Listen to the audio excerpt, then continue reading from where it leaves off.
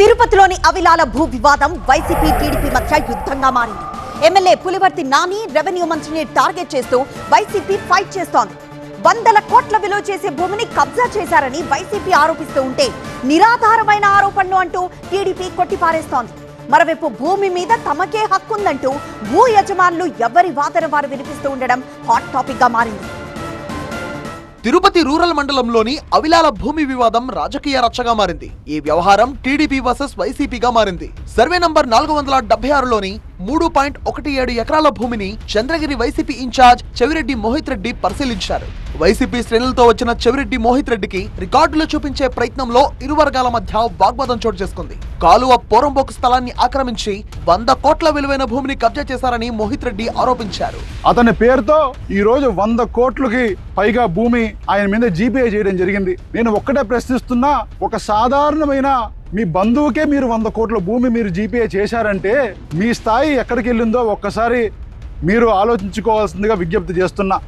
ఎందుకంటే 100 కోట్ల భూమి మీ ఒక్క బినామీకే 100 కోట్ల భూమి ఉంటే మీరు ఎన్ని వేల కోట్లకు పోయారని చెప్పి ఈరోజు చంద్రగిరి నియోజక ప్రజలందరూ అడుగుతున్నారు.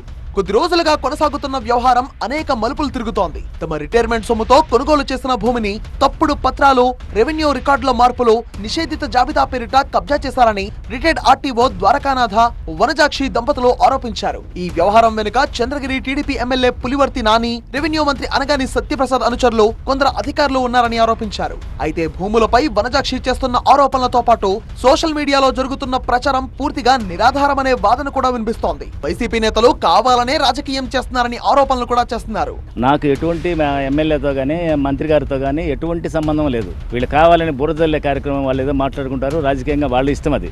మేము వ్యాపారం చేసుకునే వాళ్ళము, ఏదో స్థలం కొనుక్కున్నాము, అన్నీ కూడా రికార్డెడ్ ప్రకారము ఎంఆర్ఓ గారు, ఆర్డీఓ గారు, కలెక్టర్ గారు అన్ని ప్రొసీడింగ్స్ ఇచ్చి కోర్టు ద్వారా వచ్చినటువంటి తర్వాతనే మేము కొనుక్కోవడం జరిగింది. వాళ్ళు చెప్పినటువంటి డాక్యుమెంట్లే నిరాధారమైనవి, అవి సక్రమైనవి కావు. మరోవైపు తనపై వస్తున్న ఆరోపణలను ఇదివరకే మంత్రి అనగాని సత్యప్రసాద్ ఖండించారు. తిరుపతిలో తన కుటుంబ సభ్యులు, బంధువులు ఎవరూ లేరని, ఎవరికి ఎలాంటి లబ్ధి జరిగేలా తాను వ్యవహరించలేదన్నారు మంత్రి అనగాని. నాకు సంబంధం ఎవరు లేరు బా, నాకు ఇక్కడ పార్టీ ఫస్ట్, పార్టీ మనుషులు తప్ప నాకు ఇంకెవరు లేరు. మా అంటే ప్రజలు మీరే మాకు ఇంకెవరు లేరు, ప్రజలు తప్ప ఎవరు లేరు. వైసీపీ నేతల ఎంట్రీతో ఈ వివాదం టీడీపీ వర్సెస్ వైసీపీ అన్నట్టుగా మారిపోయింది.